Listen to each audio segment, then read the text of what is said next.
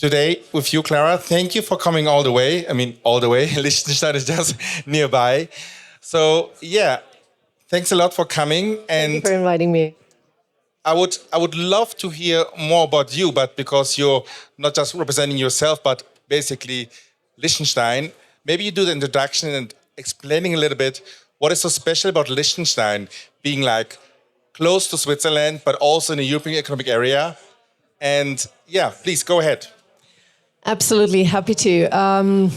There is this quote attributed to Ronald Reagan, and it's going like the 9 most dangerous words in English language are "I'm from the government, I'm here to help." So, despite that, I'm still liking to think that I'm helping, and how I'm doing that. So Liechtenstein, that's really just an hour drive from here. Beautiful, picturesque landscape. Who would like to come to Liechtenstein? As a business? Okay. Fair enough. We are not for everyone. We are picky too. But so what do we have to offer? I mean, we were really one of the first jurisdictions to introduce a comprehensive legal regulatory framework for blockchain technology. And with that, I think we lend inspiration to many other jurisdictions who follow that principle of introducing registration supervision regimes for crypto asset service providers. We have come now a long way implementing MiCA.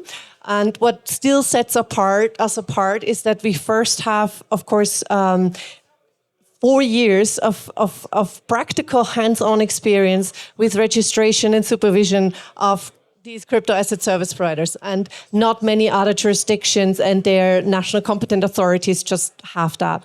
But apart from that, also, we don't stand still because that we have introduced this legislation. We cannot rest on this success, but we have to keep moving because also stability comes from keep going, like riding a bike. If you stand still, you fall over. So we have to keep innovating, and how we're doing that is by looking at MiCA and seeing where there are probably gaps in MiCA. This is why already in February last year, we introduced additional crypto asset service provider roles, like for the activity of lending or NFT custody, or also physical validators and so on. So this is how we are looking to keep improving and continuously developing our framework conditions. But then there's one thing that often gets confused, because as we all know, the killer feature for MiCA is the passporting. And Liechtenstein is not an EU member state. But we are part of the European Economic Area. That means if you get a license or registration in Liechtenstein, also for MiCA, once it's applicable in Liechtenstein, you can also use that to passport your services and products throughout Europe. And in addition to that, we are also in customs union with Switzerland. That means we have close ties, economic ties, political ties to Liechtenstein, and a privileged market access to that market as well. So just to highlight a few of our advantages that are making Liechtenstein, I believe, a quite attractive jurisdiction for the digital asset innovation space. Yes, there was lots of information. And what I can agree on, at least for the beginning, is that Liechtenstein is really beautiful. If you haven't been there, go there. They have very nice conferences. And what I also very much like about Liechtenstein is that you have, I would say, short ways to everyone, to the regulator, to the authorities, and this is what I can confirm because I've been there a lot, not just for visiting the nature, also for conferences, for speaking to the regulator, speaking to the authorities, and with different projects, and talking about different projects. So you touched a little bit on the projects before we really jump into the deep dive. Is it worth it to have a DeFi actor or DeFi services being regulated in Liechtenstein or in the European Economic Area? I wanted to touch on 2 points. So what most people don't know is like you have a civil law framework like the TVTG, and you also apply the regulatory framework like the markets and crypto assets regulation because you're a part of the European Economic Area. So starting again with the TFTG, maybe explain a little bit to the audience what you can already do in Liechtenstein as a company regarding tokenization, because I think this is also very interesting, tokenization of real world assets. And then we go over to the regulation and we also look a little bit more into it, why DeFi should be regulated or could be regulated, and what is that advantage, like passporting, as you mentioned. Absolutely. Well, the thing is that the civil law for token that we introduced with our token container model being very flexible, and if you have really detailed questions to that, I'm happy to say that Dr. Thomas Nägele, or better known as Dr. Token, who wrote that law and came up with that concept, he's here. So feel free to come and talk to him. But what lies underneath is that we introduced the token as a legal object into our legal system.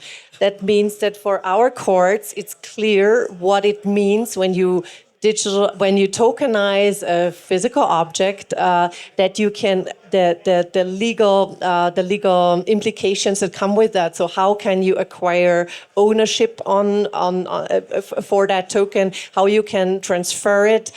When do you acquire ownership legally? What happens if the token gets lost? What happens in the situations of an acquisition in good faith when you actually acquire a stolen token or anything like that?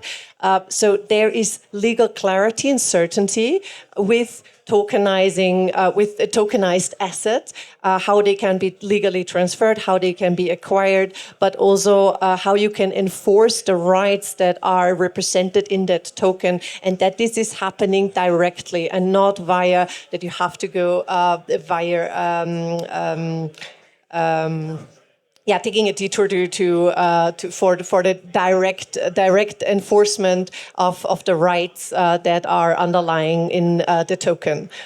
But not just that. So with the civil law for tokens, but also of course the NFT custody, for example, or we are working, if you're learning to that, a new legal form for DAOs, because we realized also for DAOs typically they require a wrapper if they interact with the real world, and so if they want to directly have a legal form that makes the participants that limits the liability of the participants, or that also manages how is the governance working. For all these aspects, we actually need a legal form that is specifically designed to accommodate the unique features of decentralized autonomous organizations.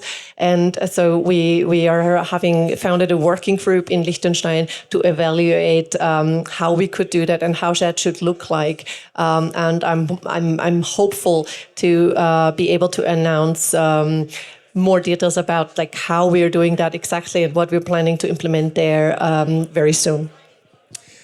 Yeah, that sounds amazing. And as you just said, the legal wrapper is one thing. The other thing, what you also mentioned, is that the closeness between Liechtenstein and Switzerland. So we already have legal wrappers for DAOs in Switzerland. So I can imagine that you can set up your headquarter in Switzerland, make use maybe of a Swiss wrapper, and then have a subsidiary in Liechtenstein and make use of the regulation within the European Economic Area.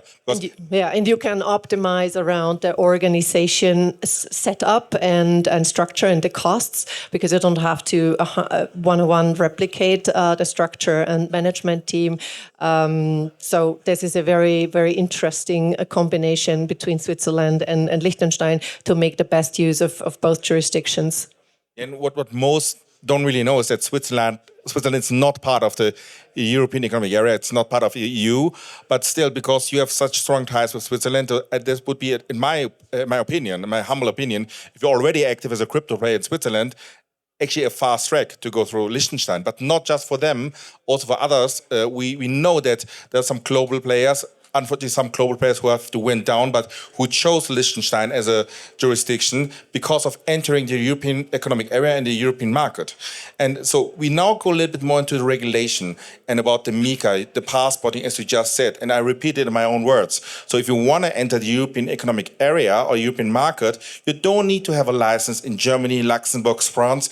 It is enough to have a license in Liechtenstein, and then to take that and to passport it. And passporting is very easy. It takes 3 days. You just notify with your home state jurisdiction, would be in this case Liechtenstein, and you passport the license to the entire European Economic Area. Therefore, why not going to Liechtenstein? You already give good arguments for doing that because the civil law environment and also the unified, harmonized regulatory environment. But why should a DeFi player do this? I mean, if you look at the markets and crypto assets regulation, we see that it doesn't apply to fully decentralized services. But I think we both agree no one really understands what is fully decentralized. Esma didn't explain it. Exactly. Well, I don't know, in the last couple of days, who ran into someone who said, I'm operating a DEX? Right? so the thing is, well, of course, the technology may be decentralized. The underlying activities very much, most of the time, or at least many times, still involves intermediaries, right? So the problem or the challenges arise when we have decentralized, a DeFi, really pure protocol-based DeFi. Then, of course, we have no intermediaries, right? And pure and really pure code, pure smart contracts. There is no intermediaries, and then it's going to be really difficult. Who is the addressee of the legislation? Because when intermediaries are involved, then existing legal frameworks like MiCA, they do apply. But of course, it's really to look at it. And when it comes to pure DeFi, we really have to look at, okay, well, if it is really pure DeFi and what kind of, if we want to look at if they should be regulated, and it's a big if, what risk do they really pose? What risk do they manifest? Like consumer protection or financial stability or anything along these lines. And if we realize, okay, there are real risks that these decentralized DeFi companies pose, is regulation really the right answer to that? And then the third aspect to that answer is, okay, what kind of regulation would be right? And we are actively engaging in evaluating and looking into the different options. The only thing that I can say, if there would be a way to address, or if DeFi should be addressed with a regulatory solution, then this has to recognize the unique features and risks and the real special, the uniqueness. And contrary to TradFi, decentralized finance and the digital asset space or ecosystem as such is just highly diverse and way more diverse than traditional finance. So also the regulatory response requires a paradigm shift, a completely different approach to how to regulate that. And that needs to be way more adaptive and risk-based. And as I like to think, equity-based. So equity-based, so means not to address not to have it all equal. Equal means that we are all treating everyone and all entity and every organization in this exactly same way, but it needs to be equity-based. That ensures fairness by considering the unique circumstances, whilst ensuring, of course, security and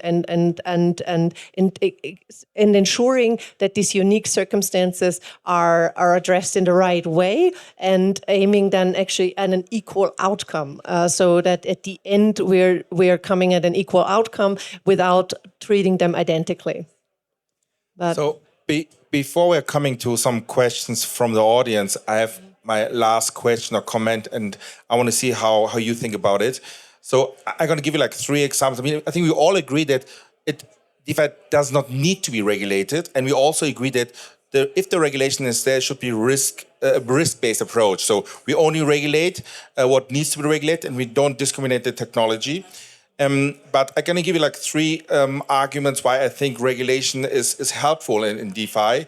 One argument is we don't want to lose the business outside of Europe. So we see it in Norway, we see it in other jurisdictions that companies, they go out of the European Economic Area because the regulator cannot handle DeFi. So this is one thing where I say, okay, I think the regulators or the jurisdictions, they have to really hurry up, not to lose talent, not to lose business to some offshore islands or to Dubai. We heard it a lot.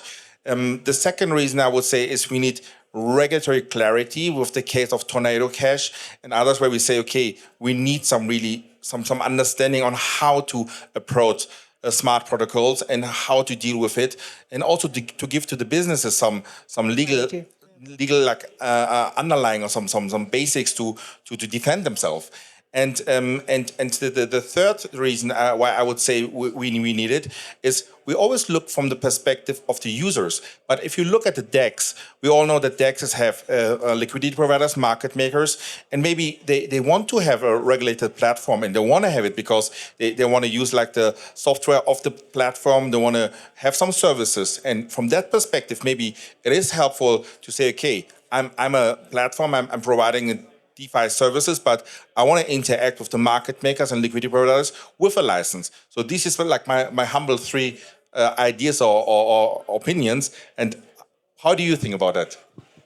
I welcome that, and I think this is the only way how we can come up with a solution for the stakeholders, for the market players to come up to the regulators, be that with us in Liechtenstein or also on EU level, DG FISMA and everyone else involved, and come up and maybe also come up with solutions or suggestions on how to do that. If we want to have sensible, practical, risk-based solutions that work also for the market, we have to have the stakeholders involved in crafting that regulation. And I think the doors, be that from the European Commission as well as also, of course, mine, is open. And I can only, as a shout out to not moan and whine, but come up and be part of the solution and work with that. And be that, to embed or integrate actually the whole oversight or regulatory oversight on the code level, or on coming up, okay, how would that look like for which kind of activities and which kind of intermediaries to oppose which kind of compliance or operational requirements. That is definitely something that absolutely makes sense, and I'm a big believer that if and when done right, regulation can actually act as a catalyst for mass adoption and industry growth, and so can do a lot of good things and is not necessarily hindering innovation. But it has to be done right, and for that we need the participation. And I think I very much liked your ideas and contributions and suggestions on how that might be addressed.